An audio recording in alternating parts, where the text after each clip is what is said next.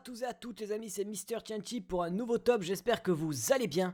La dernière fois j'avais mis en ligne une vidéo d'un top 10 de record un peu what the fuck. Bon, c'était pas très original, aujourd'hui j'aimerais aborder un thème assez particulier, c'est pour cela que nous allons nous plonger dans les fonds marins. Vous connaissez sûrement quelques espèces de requins, dont les plus connus comme le requin blanc, le requin tigre, le requin marteau, quelques autres. Bon, ça c'est les requins que tout le monde connaît, mais que deviennent les autres espèces? Je vais donc éclaircir le sujet et parler de d'autres espèces moins connues que celles que je viens de citer. A savoir qu'un requin n'est pas forcément dangereux pour l'homme, certains se nourrissent uniquement de crustacés, de plancton ou quelques autres petits trucs de ce genre. Il existe plus de 500 espèces de requins, donc histoire de faire court, on est parti pour un top 10 de requins laissés à l'abandon. Des requins un peu oubliés ou méconnus de tous. À la 10e place, nous allons retrouver le requin lutin. Par requin lutin, je ne veux pas dire ça, mais plutôt ça. C'est tout de suite moins attrayant. Nous savons peu de choses sur lui, le requin lutin est une espèce de requin très rare, surnommé aussi par certains l'alien des abîmes, car il s'agit d'une créature à l'aspect hors du commun et spectaculaire. Son nez aplati, son corps rose et flasque, ses dents en forme de clou le différencient des autres espèces. Sa mâchoire se déploie en avant lorsqu'il détecte une proie et se rétracte ensuite sous son nez aplati. Il ratisse le fond marin, puis quand il détecte un petit poisson, un calabar ou un crabe, il propulse sa mâchoire et attrape tout ce qui passe. Il vit en général dans les océans Pacifique, Atlantique ou Indien. D'après ce que l'on sait, il mesure entre 3 et 4 mètres de longueur à maturité, voire moins ou plus, je sais pas trop en fait. J'ai cherché sur plusieurs sites et je vous avouerai que c'est un peu confus tout ça.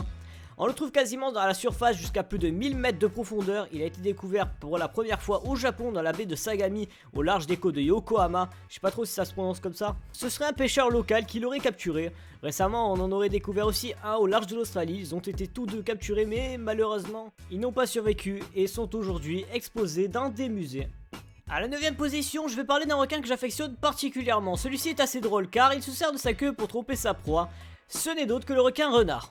On le surnomme le requin renard car il est assez craintif, il possède un museau court et de grands yeux. Je dois vous avouer qu'il me fait bien rire avec sa petite tête. Il est aussi doté d'une très longue nageoire caudale avec un lobe supérieur de taille quasi égale au reste du corps avec des nageoires pectorales assez pointues.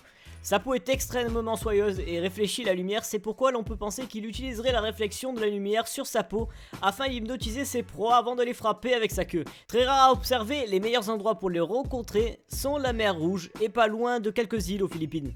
Il évolue à la surface jusqu'à 150 mètres de profondeur et se nourrit principalement de harengs, de poissons volants et calamars, il est donc inoffensif pour l'homme. Sa technique de chasse consiste à tourner en cercle autour de sa proie et de la frapper pour l'assommer afin de la manger.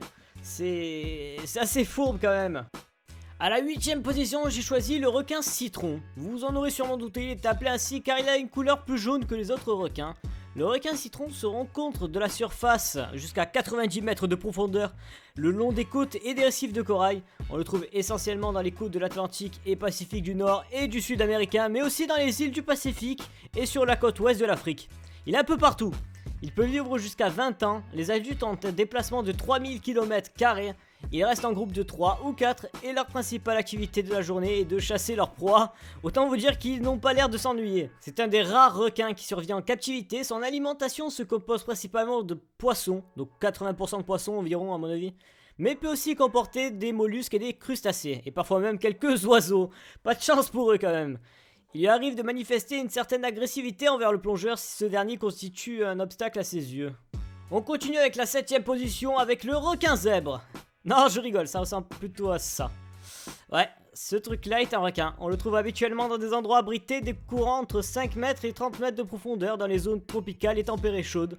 Il n'hésite pas à fouiller le sable pour dénicher ses proies, il se nourrit essentiellement de poissons plats, de mollusques, de crustacés et de petits poissons. Donc oubliez le cliché du requin tueur, ce petit être était plutôt craintif et inoffensif, et il peut atteindre 2,40 mètres, un joli petit poisson à mettre dans l'aquarium à mon avis. La 6ème place est décernée au requin corail, drôle de nom. Le requin corail est un requin très courant dans les eaux peu profondes du Pacifique et de l'océan Indien. On le surnomme parfois requin pointe blanche du lagon ou requin pointe blanche du récif. C'est un requin assez élégant qui mesure en moyenne 1,70 mètres mais peut atteindre 2,10 mètres. On le reconnaît facilement à sa tête plate et à son museau émoussé. Ils ne sont pas agressifs vis-à-vis de l'homme mais peuvent le devenir s'ils se sentent menacés. Le requin corail est surtout curieux comme de nombreux requins, il peut s'approcher d'un plongeur puis repartir tranquillement. Et le plus drôle dans tout ça reste à venir, c'est leur personnalité qui va en prendre un coup car elle change de jour comme de nuit. Je m'explique, le jour, je vous ai expliqué qu'il était comme qui dirait inoffensif, sauf si on l'embête. Et bien justement la nuit, cela va être le contraire, c'est son estomac qui va prendre le dessus et va lui donner envie de mordre vraiment tout ce qu'il trouve. C'est sympa pour satisfaire son appétit. Allez, on est à la moitié. Pour la 5ème place, je vais présenter un requin connu en grande partie par certains. Il est de couleur bleu nuit sur le dessus et blanc en dessous. De forme très hydrodynamique, il a une taille maximale de 4 mètres et ses fentes branchiales sont particulièrement larges. Je sais pas si on dit branchial ou branchial. À mon avis, c'est branchial, je suis pas sûr. Voici le requin mako. C'est l'une des 4 espèces de requins taupes. Et écoutez bien, il fait partie de la même famille que le grand requin blanc.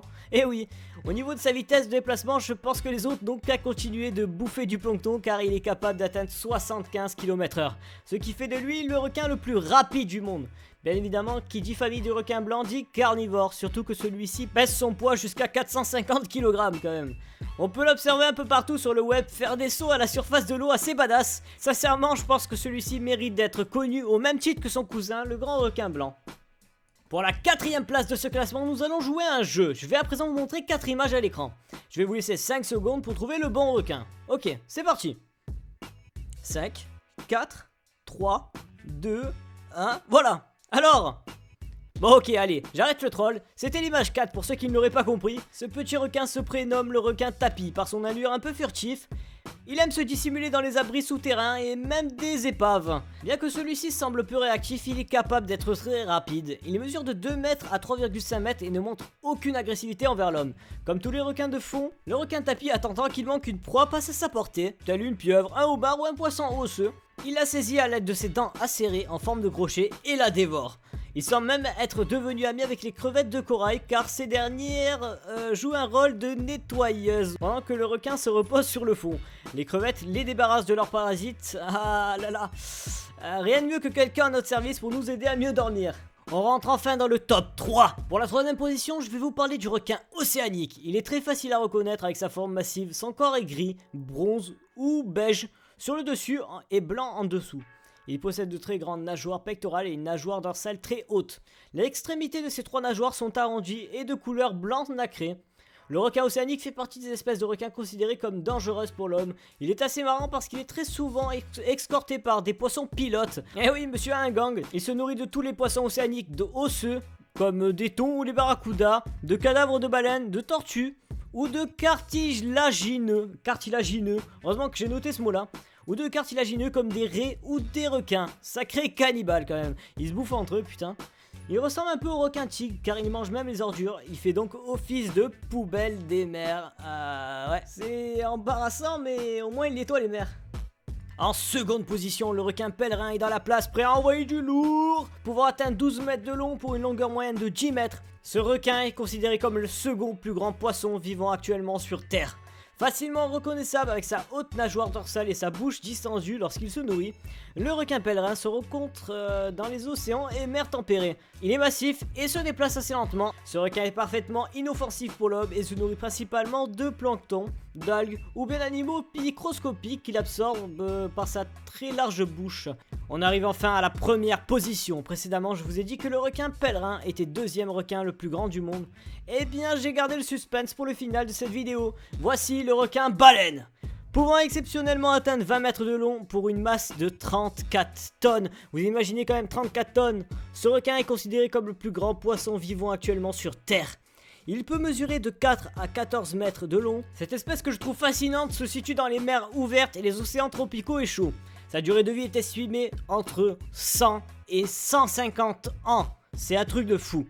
Sa bouche immense peut mesurer jusqu'à 2 mètres de large. Il possède un très grand nombre de dents minuscules disposées en 300 rangées par mâchoire.